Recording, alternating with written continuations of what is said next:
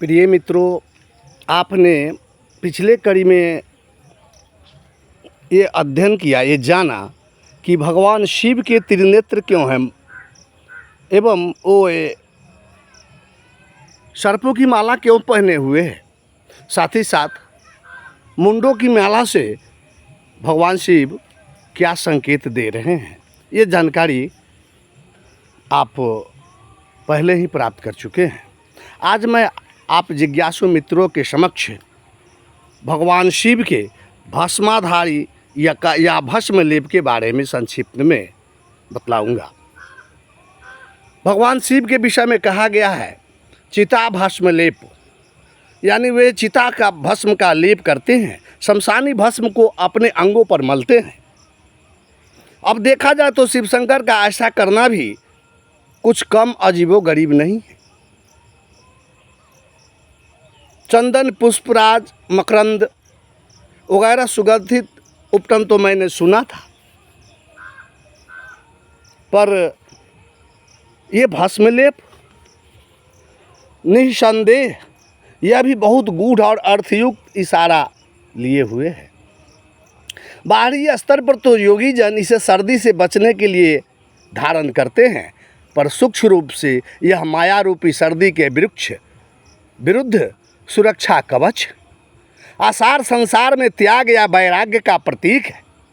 जैसे सूरज के ताप से पृथ्वी का रस जलकर बादल बन जाता है, बादल तो श्रुति ने अभ्रंग व अपांग भस्म जल का भस्म रूप कहा, ठीक वैसे ही शिव की योगाग्नि के तप में उनकी इंद्रियों और माया के सभी रस जलकर भस्म हो गए हैं। शिव तत्व में स्थित उनकी पूरी देह सांसारिक रसों से दूर है। उनकी देह पर हुआ यह भस्म का लेप इसी त्याग और वैराग्य को दर्शाता है। यह वैराग्य गृहस्थ जीवन से भागना या संसार को तिलांजलि देना नहीं है, अपितु यह संसार के मैदान में रहते हुए जीवन पराक्रम दिखाते हुए विकारों और बंधनों से आज़ाद रहने का एक उपाय है। विचार कीजिए, अगर शमशान घाट में एक मुर्दे शरीर को भस्मभूत यानी जलाकर भस्म न किया जाए तो क्या सड़ना, गलना और दुर्गंध उठना, ऐसे में ये तीन प्रक्रियाएं घटित होगी। वही दूसरी ओर भस्म तो अक्षय है, पावन है, समय के साथ न गलती है न सड़ती है। ठीक ऐसा ही शिवत्व का वैराग्य इस भस्म यानी वैराग को धारण करके कमरत होने पर ही जीवन सफल हो सकता है। तब तो ज्ञानियों ने कहा कि ये भस्म धारण त्यक्त्वा कर्मं कुर्वन्ति मानवा तेषां नास्ति विनिर्मुक्ष संसार जन कोटिवा। आप जानते हैं कि भगवान त्रिशूल क्यों धारण किए हुए, क्या ये भी कोई संकेत है हमारे जीवन का? त्रिशूल शिव स्वरूप का एक अभिन्न अंग है। यह भगवान शिव का अस्त्र है। ग्रंथ कहते हैं सारा संसार तीन कलेशकारी तापों से दुखी रहता है, आधी भौतिक, आधी दैविक और आध्यात्मिक। तीन सूलों वाला यह भगवान शिव का त्रिशूल जगत में फैले इन तीन प्रकार के तापों का नाश करता है। शायद आपको पता होगा, यूएस नेवी सील्स के सुरक्षाकर्मी अपनी वर्दी पर त्रिशूल का सुरक्षा चिन्ह धारण करते हैं। यहाँ भी यह चिन्ह उनके जल थल नभ संबंधी तीन दायित्व का परिचय देता है। एक एक शूल एक एक क्षेत्र में शत्रु आक्रमण यानी सुरक्षा का सूचक है। ठीक ऐसा ही सुरक्षा का अटल वचन भगवान शिव के सभी खरा यह त्रिशूल भी देता है। दार्शनिकों ने इस त्रिशूल के तीन शूलों को बौद्ध के त्रय रत्न का भी नाम दिया, यानी ये तीन रत्न तीन प्रकार की शरणागति के सूचक है।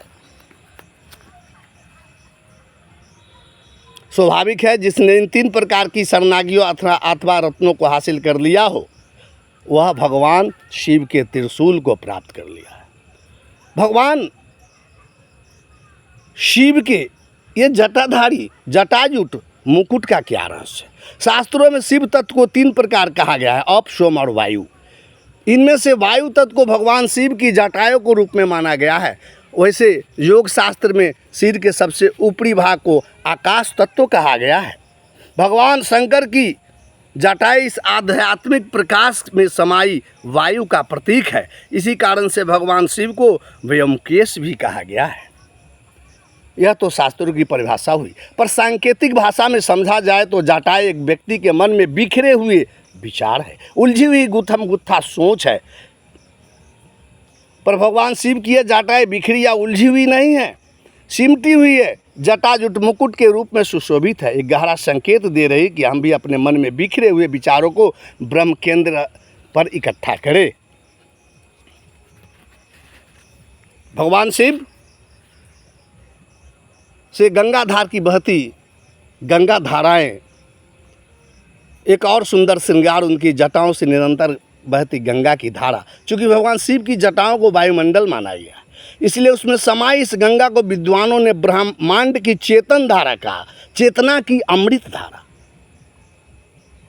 ज्ञान बुद्धि की गंगा ये धाराएं सारे वायुमंडल में सूक्ष्म रूप से समाई हुई है। गुरु से ब्रह्म ज्ञान प्राप्त करने के बाद एक साधक इन्हें अपने आप आकाश तत्व या ब्रह्मरंध्र रूपी एंटीना द्वारा खींचकर भीतर समाहित कर लेता है। यही नहीं, भगवान शिव भवतारिणी गंगा को नीचे उतारकर पृथ्वी को सींचते रहते हैं। ठीक वैसे ही सद्गुरु साकार और प्रकट गंगाधर है। वो एक ज्ञान गंगा को शीश पर धारण करते हैं, फिर उसे उचित वेग से शिष्य के हृदय में उतारते हैं। ठीक, अज्ञानता से मृत हो चुके ज्ञान के अमृत समाज में बांटता है। चंद्रशेखर यानी भगवान के ललाट पर चंद्रमा का क्या रहस्य? कथा प्रचलित है, समुद्र मंथन के दौरान भगवान शंकर हलाहल विष पी चुके थे। इस विष के घोर प्रभाव से उनका कंठ नीले रंग का हो गया था। भगवान नीलकंठ से देव दानव आदि ने प्रार्थना की कि वे इस चंद्र को धारण करे, जो समुद्र मंथन के पश्चात 14 रत्नों में एक चंद्रमा भी निकला था। भोले शंकर ने अनुरोध स्वीकार कर लिया और चंद्रमा को अपने सिर पर धारण कर लिया, इसलिए देवादिदेव चंद्रशेखर या शशि शेखर भी कहलाए। प्रभु का यह अलंकार भी बहुत सांकेतिक है। वैदिक ग्रंथों के अनुसार यह चंद्रमा परम शीतल सोम का प्रतीक है। उनमें स्थान स्थान पर लिखा है, देवकोटि पुरुष ऋषि मुनि आदि चंद्रमा की प्याला से सोमपान किया करते थे। क्या यह सोम वास्तव में है क्या? सामान्य लोग तो इसे एक शाही और उच्च कोटि की मदिरा और सूरा मानते हैं, पर ऐसा नहीं है। सोम अमृत को कहा गया। मस्तिष्क के सबसे ऊपरी भाग में अमृत कुंड। शास्त्रों में हमारे ऋषियों ने कहा कि गगन मंडल अमृत का कुआं, वहीं ब्रह्म का बासा। सगुड़ा होए भर भर पिए, निगुड़ा मरत प्यासा। पर भगवान शंकर के मस्तक पर यह सुशोभित चंद्रमा का मतलब यह सोम नहीं, वह अमृत है। सदगुरु कबीर साहब तो यहाँ तक कह दिए, बिना प्याला अमृत अछबे, माने बिना किसी बाहरी प्याले के भीतर ही अमृत पिया जाता है। तो इस सोम यानी अमृत की उत्पत्ति स्थल भी हमारे अंदर ही है। आप देखते हैं कि चंद्रमा भगवान शिव के सिर के शिखर पर सजा होता है। भीतरी और सूक्ष्म स्तर पर यह शिखर सहस्त्रदल चक्र कहलाता है। यही वह ब्रह्म स्थल है जहाँ सहस्त्रदल कमल होता है। अध्यात्म के अनुसार इस कमल से हमेशा अमृत रस बूंद बूंद टपकता रहता है। यह मस्तिष्क से बहता हुआ सुषुम्ना को पोषित करता है। यह अमृत या सोम शीतल से भी शीतल है, ताप हरने वाला और अमरता प्रदान करने वाला है। और डमरू, क्या डमरू से भी कोई प्रेरणा मिलती है? आइए जानते हैं। हमारे महापुरुषों और शास्त्रों के अनुसार मस्तक के ऊपरी भाग में ब्रह्मनाद की दिव्य धुनें निरंतर गूंजती रहती है। भगवान शिव का डमरू इसी भीतरी नाद का ही प्रतीक है। यही कारण है कि प्राचीन समय में भारत और तिब्बत में साधु लोग नर खोपड़ी के सिरोभाग की हड्डी से ही डमरू की तरह दोनों सिरा पकड़कर और बजाते थे भक्ति में, और साधक लोग नाचते थे। सदगुरु कबीर साहब संकेत करते हैं, यहाँ तक कि एक संत हुए ब्रह्मानंद जी, उन्होंने कहा कि बिन बजाए निज दिन बाजे शंखा घंट नगारी रे, अब बहिरा सुन सुन मौस्त होवे बात बतावे शारी रे। ये अनहद नाद का प्रतीक है। और नंदी बैल भगवान शिव का वाहन है। कई प्राचीन शिवालय में नंदी की मूर्त को द्वार पर स्थित किया जाता है। नंदी बैल को शिव के पहरेदार के रूप में भी दर्शाया गया है। यह वाहन किसका प्रतीक है? इस विषय में स्कंद पुराण के अंदर एक सूचनाप्रद कथा दर्ज है।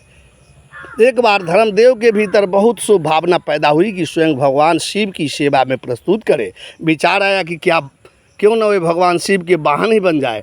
भाव पूर्ति के लिए उन्होंने घोर तप किया। भगवान शंकर प्रसन्न हुए और तथास्तु कह दिया। बस तभी से धर्म उनके वाहन के रूप में सेवारत है। विश्व ही भगवान धर्म।